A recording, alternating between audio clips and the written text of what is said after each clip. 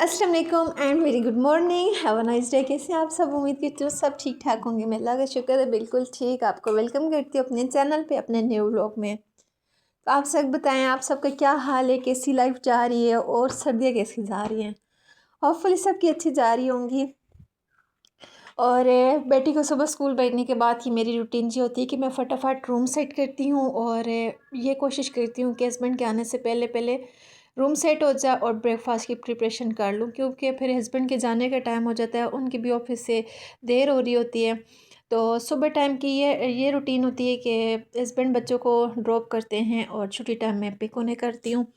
तो मैं जल्दी जल्दी में काम कर रही होती हूँ। आजकल लाइफ इतनी जल्दी गुज़र रही है कि लाइफ का पता ही नहीं चल रहा कि दिन घंटों में बस गुज़र रहे हैं और मंथ जो हैं दिनों में।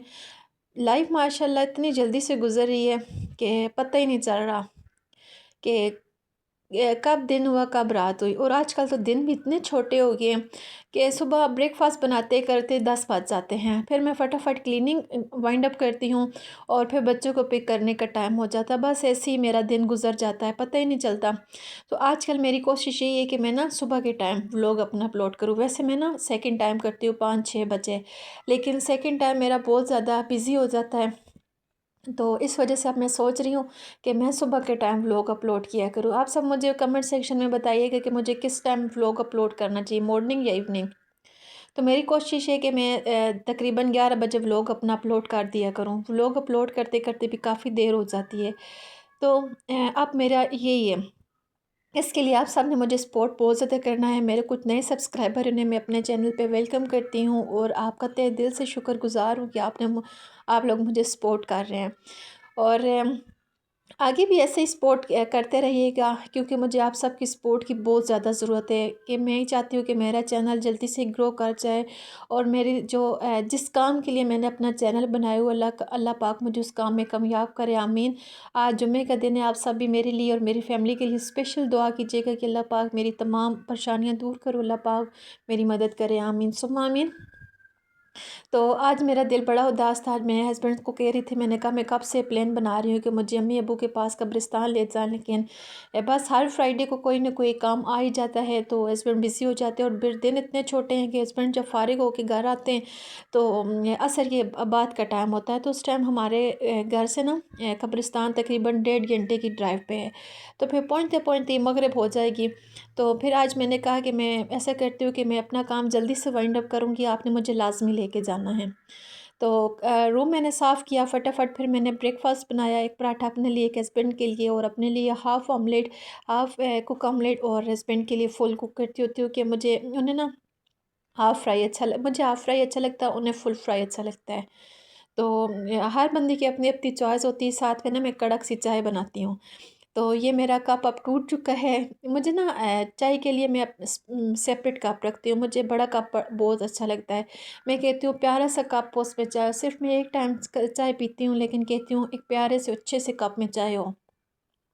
तो मेरे घर में ना कप टूटते भी बहुत हैं और कप आते भी बहुत हैं, क्योंकि मेरे खुद से ही टूट जाते हैं। और अब मैं सोच रही हूँ कि मैं एक नया सा कप लेके आऊँ।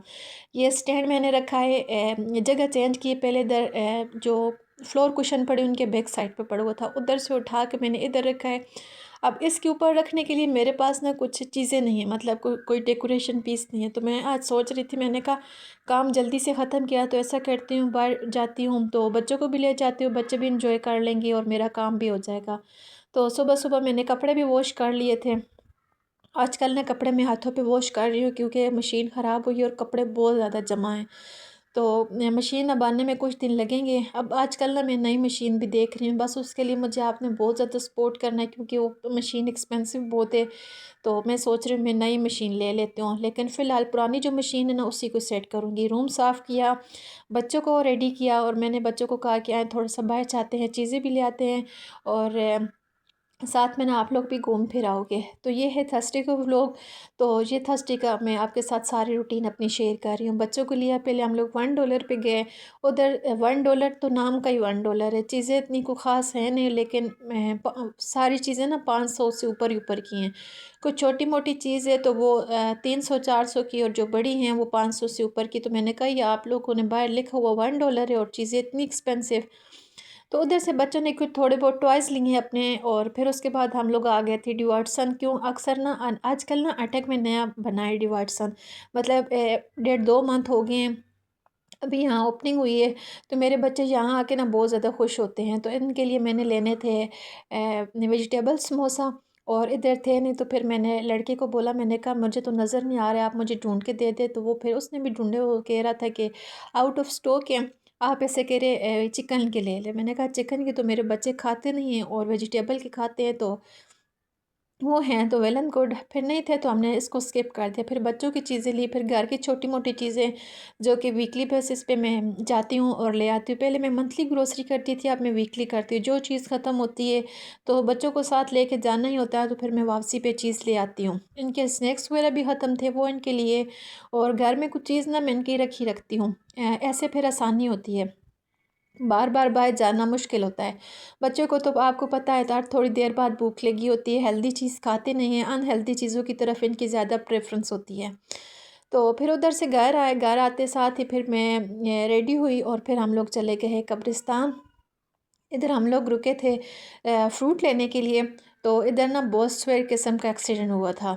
سامنے ایک چھوٹی سی بچی اسکول سے نکل رہی تھی اور اپنے پیرنٹس کے ساتھ ہی، تو وہ بچی نیچے بائک سے گر گئی، اور بہت ہمارا دل خف ہوا، میرے بالکل سامنے ہی جا رہی تھی، تو اللہ پاک اسے شفا دے۔ پھر ادھر ہم لوگ رکے اس لیے کہ فاطمہ نے رنگ گرا دی تھی، جویلری اسے اتنی زیادہ اچھی لگتی ہے، اور جب بھی کہیں جاتی نا چیزیں پہن کے جائے گی اور راستے میں چیزیں گرائے گی، پھر کہے گی اب واپس جانا، میں نے فلان چیز پھینک دی ہے، مجھے اٹھا کے دیں۔